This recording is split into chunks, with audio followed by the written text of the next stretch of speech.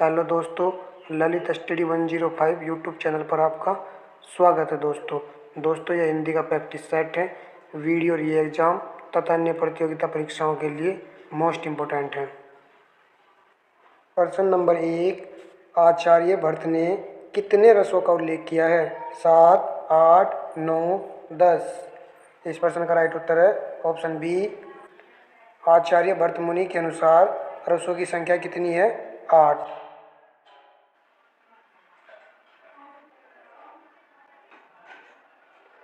प्रश्न नंबर 2, वाक्याम रसात्मकम काव्याम, यह सूत्र वाक्य के किस ग्रंथ से लिया गया है?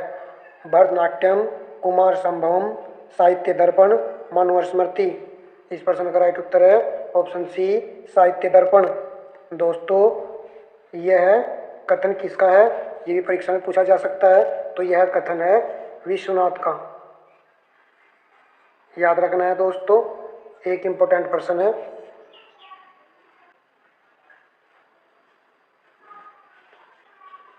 प्रश्न नंबर 3, काव्य शास्त्र के अनुसार रसों की सही संख्या है?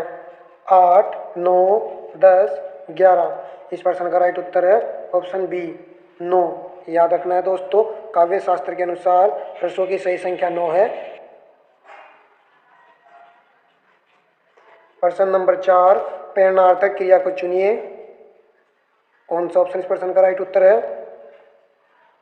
इसका राइट उत्तर है ऑप्शन सी, सोहन ने हरि से पुस्तक लिखवाया।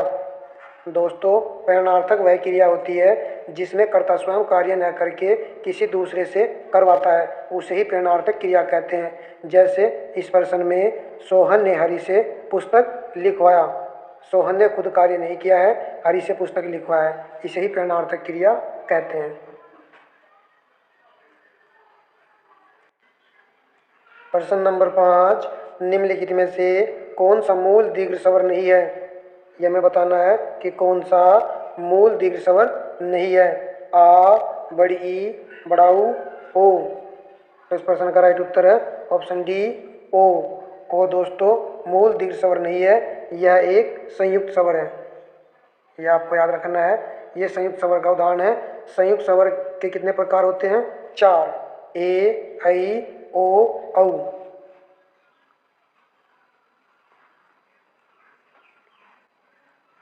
प्रश्न नंबर 6, अंगूठी का तत्सम है। इसका राइट उत्तर लगाइए। इस प्रश्न का राइट उत्तर है ऑप्शन ए, अंगुष्ठी का। याद रखना है दोस्तों, अ पर चांद बिंदी है और उत्तर में भी अ पर चांद बिंदी है, मगर यहाँ पर बड़ी ऊ की मात्रा है प्रश्न में, उत्तर में छोटी ऊ की मात्रा लगेगी।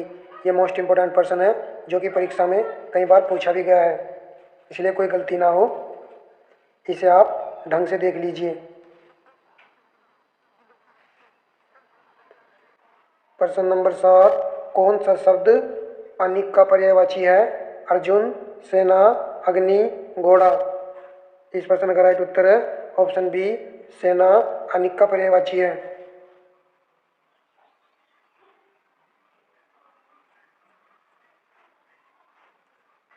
प्रश्न नंबर 8, प्रकृति का सुकुमार कवि किसे कहा जाता है? सुमित्रा नंदन पंत, सूर्यकांत त्रिपाठी निराला, महादेवी वर्मा, जयशंकर प्रसाद। इस प्रश्न का राइट उत्तर है ऑप्शन ए, सुमित्रा नंदन पंत जी को प्रकृति का सुकुमार कवि कहा जाता है। दोस्तों ये चारों ऑप्शन छायावादी युग के कवि के हैं।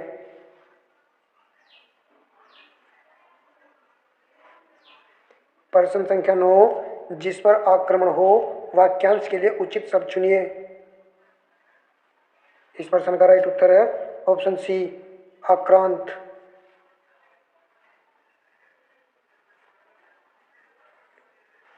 प्रश्न नंबर 10, निम्नलिखित वाक्यों में से शुद्ध वाक्य है? उसकी शंका का निवारण हो गया, उसकी शंका समाप्त हो गई, उसकी शंका का समाधान हो गया, उन्हें अब शंका नहीं रही। कौन सा ऑप्शन राइट उत्तर है? इसका राइट उत्तर है ऑप्शन सी, उसकी शंका का समाधान हो गया।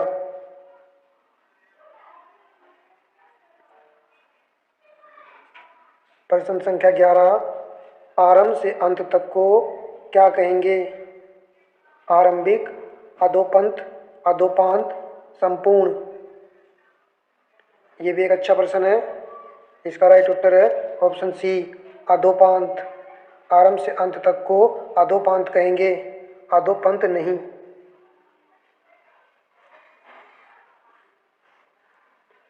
प्रश्न नंबर 12, वह आया और मैं गया, इस वाक्य में समुच्चय बोधक शब्द बताइए।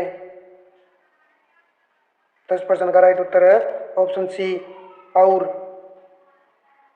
समुच्चय बोधक शब्द उन्हें कहते हैं जो दो वाक्यों को जोड़े रखते हैं।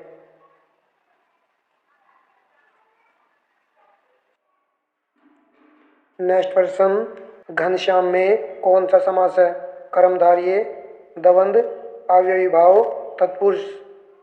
तो इस प्रश्न का राइट उत्तर है ऑप्शन ए, कर्मधारय समास। घनश्याम, काले बादल।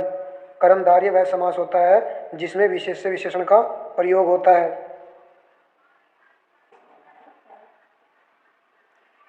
प्रश्न नंबर 14, अली, अली शब्द युग्म का सही अर्थ है।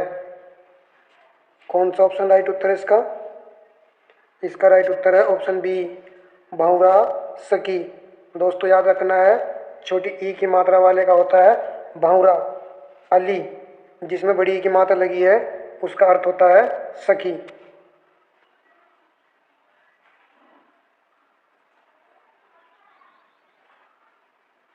प्रश्न नंबर 15, वह दंड से बचना चाहता था इसीलिए भाग गया, यह एक संयुक्त वाक्य है, इसका सरल रूप होगा। इसका सरल रूप है दोस्तों ऑप्शन बी, दंड से बचने के लिए वह भाग गया।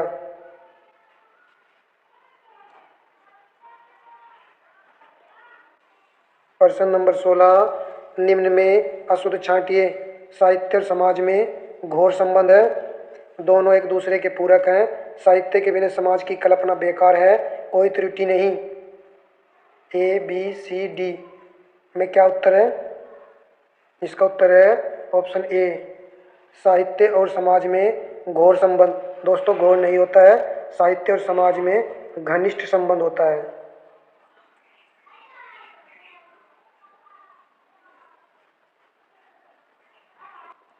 प्रश्न नंबर 17, निम्नलिखित में से अव्यय का भेद नहीं है।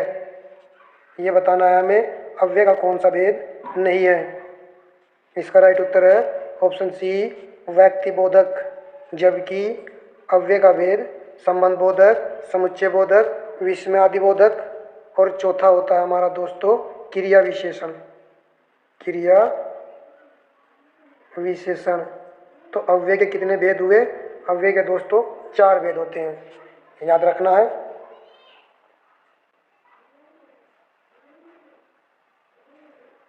प्रश्न नंबर 18, निम्नलिखित में से कौन सा शब्द समूहवाचक संज्ञा नहीं है?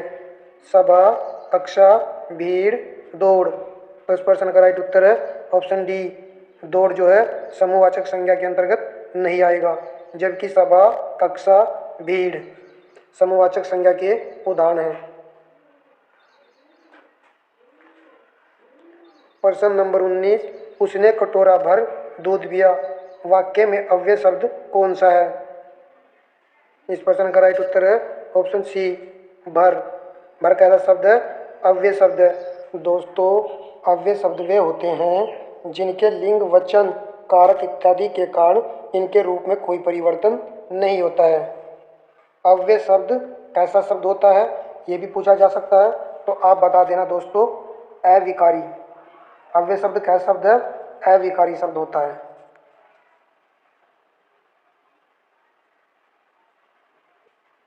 प्रश्न नंबर 20, गविश में प्रयुक्त संधि का नाम है? दीर्घ संधि, गुण संधि, यण संधि, अयादि संधि। इस प्रश्न का राइट उत्तर है ऑप्शन डी, अयादि संधि।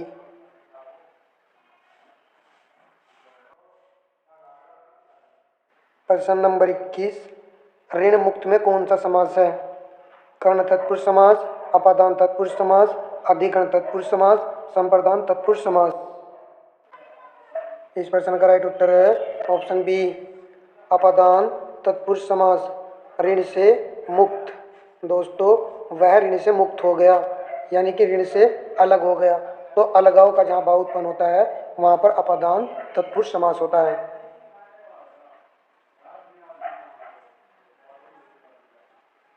प्रश्न नंबर 22, सोम का अनेक अर्थक शब्द नहीं है। कुबेर, यम, चंद्रमा, शिव। तो इस प्रश्न का राइट उत्तर है ऑप्शन डी शिव, जबकि कुबेर, चंद्रमा, यम, सोम के अनेक अर्थक शब्द हैं।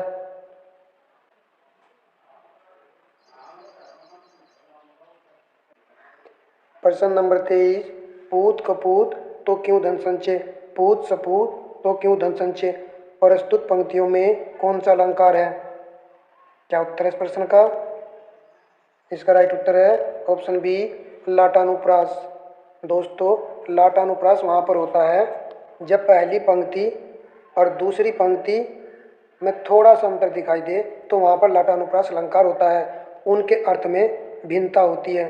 तो यहाँ पर देखिए, पूत कपूत क्यों धन संचय, अगर पूत कपूत हो फिर धन क्यों इकट्ठा किया जाए, और पूत सपूत, पूत अगर अच्छा हो तो धन को इकट्ठा करने की क्या जरूरत है।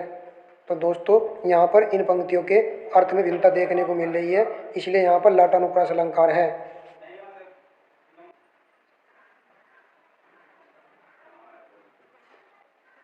प्रश्न नंबर 24, निम्न में अंतस्थ व्यंजन कौन सा है? ग, ज, व, स। तो इस प्रश्न का राइट उत्तर है ऑप्शन सी व, अंतस्थ व्यंजन है। अंतस्थ व्यंजन कितने होते हैं? 4, य, र, ल, व।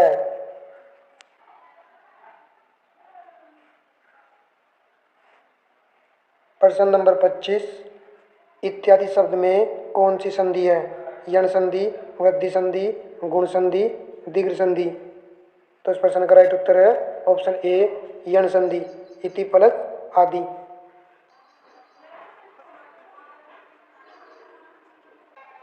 प्रश्न नंबर 26, निम्नलिखित में कौन सा अनौपचारिक पत्र का उदाहरण है?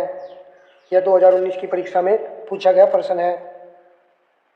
क्या उत्तर है इस प्रश्न का? इसका राइट उत्तर है ऑप्शन बी, बहन के विवाह में शामिल होने के लिए मित्र को लिखा गया पत्र अनौपचारिक पत्र का उदाहरण होता है।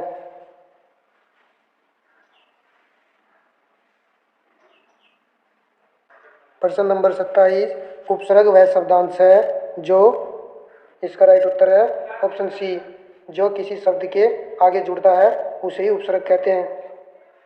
पिछली बार वीडियो में पूछा गया प्रश्न है।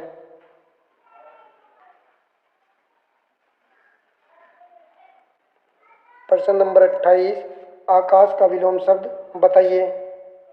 बताइए दोस्तों, ए और बी में ही आंसर है। इस प्रश्न का राइट उत्तर है ऑप्शन बी, आकाश का विलोम शब्द पाताल होता है। प्रश्न नंबर 29, निम्न में कौन सा शब्द विदेशज है?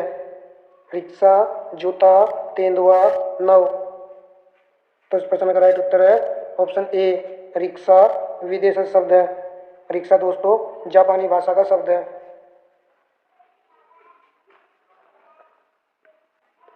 प्रश्न नंबर 30, यह वीडियो का लास्ट प्रश्न है। हथियार डाल देना मुहावरे का सही अर्थ बताइए। इस प्रश्न का राइट उत्तर है ऑप्शन डी, हार मान लेना। दोस्तों, अगर वीडियो अच्छी लगी है तो वीडियो को लाइक एंड शेयर कीजिए। दोस्तों, इसी तरह की वीडियो पाने के लिए हमारे चैनल को सब्सक्राइब कर लीजिए। धन्यवाद।